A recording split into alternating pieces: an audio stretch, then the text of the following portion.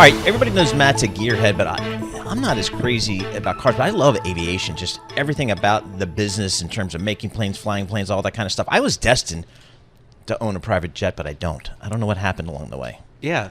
I should be one of those people that has a private jet and jets all around, but something went askew during that whole process. But you do fly on jets. I do fly on jets. You know, commercial airliners, and those are pretty awesome also, especially if you lease them. Yes, and so let's talk about that whole business. We're joined once again by Ali Ben Lmadani, nailed it, CEO of ABL Aviation, who has extended us an open invitation to visit him in Marrakesh, which would be cool. So I need to talk to the powers that be. I will be in southern Spain for the month of August. Really? And I can just jet across. Did you know that?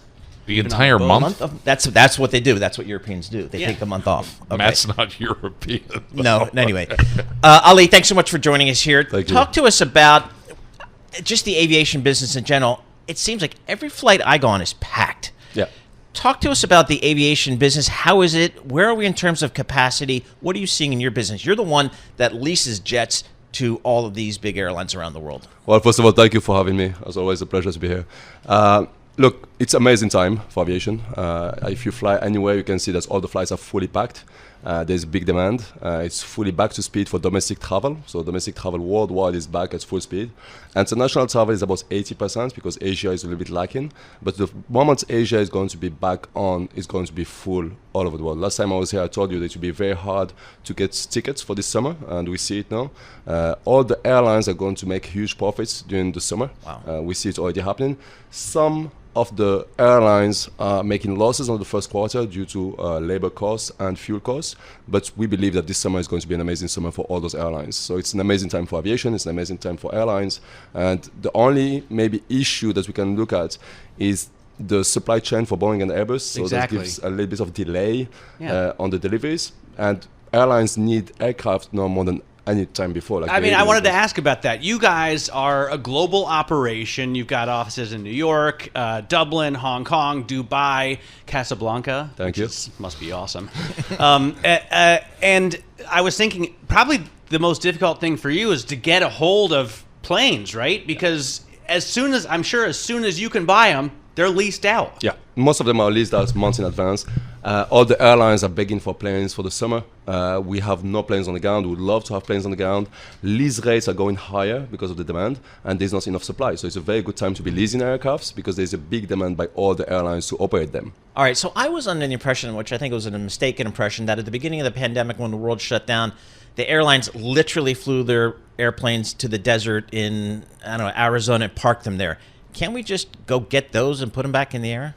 Well, a lot of the airlines, of course, did park all those planes either in south of Spain, France, or in the deserts here in the US.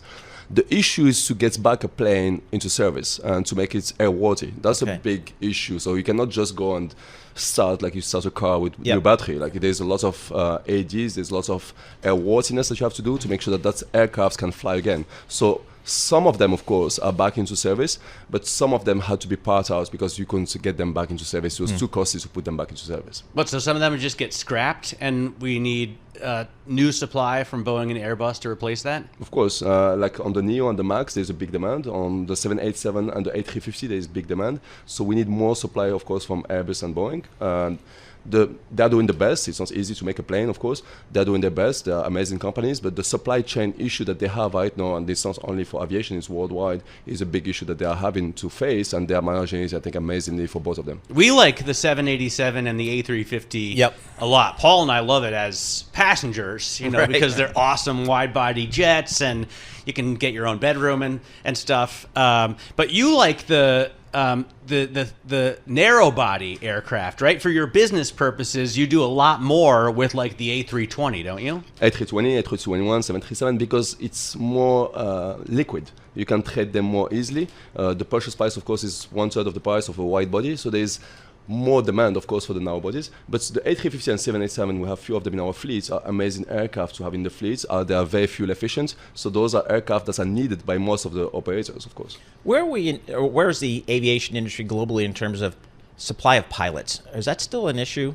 Yes, it will be an issue for a while, but not only pilots, mechanics, everything around aviation is going to be an issue for a while. A lot of them during COVID, did retire, got laid off. So now to get them back is very hard, and there's a higher cost of labor, of course, that is impacted for both mechanics, engineers, everything in the aviation employments is kind of hard right now to get. I've also started to notice pricing going up. Kind of the first time in 20 years that I've seen airlines with real pricing power. I mean, now they can charge double or triple what they had previously gotten, for even economy tickets. Does that continue, you think? They have it, we've already told us, into the summer, but are they able to hold and raise those prices even further? As long as we don't have enough supply of aircraft, yes. Because if you fly anywhere, like I flew yesterday, if you fly anywhere in the US or overseas, you see that there's an issue that there's not enough seats. So there will be supply and demand. So the prices are going to be higher because there's not enough supply. So what's a typical deal for you look like? If you're going to lease X number of jets to a well-known airline, what are kind of like the terms of a deal? What are the key terms that you guys negotiate? So first of all, it's the length. So usually we try to do as long as possible, especially with the major carrier. So it's 12 years, 15 years kind of lease. It starts at 7 years usually. It's the shortest one we have in our portfolio. And then you lease it to an airline. And of course, better the credit is, like if it's one of the major airlines, lower is the lease rate factor that you are going to give them. Also, it's a lot about relationships. You need to make sure that you protect the relationship with those airlines to make sure that when they need you, you are there. You cannot be always hard on the airline because it's more a partnership. You only have few airlines you can deal with, so you need to make sure that you protect that relationship very deeply. And all the airlines that we have a relationship with, I think when they needed us, they found us, especially during COVID. But I imagine your cost of financing is starting to soar, right? Yes, the cost of finance is going higher, especially on the debt side, due to the interest rates. But in our markets, there's a lag between the cost of financing and the lease rate factor, which is the lease rent that we charge the airlines. There's usually a 6 months delay. And I think in the next few months, that lease rate factor is going to go higher. And therefore, the cost of leasing aircraft to the airlines is going to go higher. So do you buy directly from like Airbus and Boeing? As of now, we don't. What we do is like when an airline goes and buy from Airbus and Boeing, about 1 year before they issue an RFP and they come to us and say, guys, can you finance this aircraft that we bought from Boeing and Airbus 7 years ago, for example. So they have the PDP, what we call pre-delivery payments, that they pay 7 years before.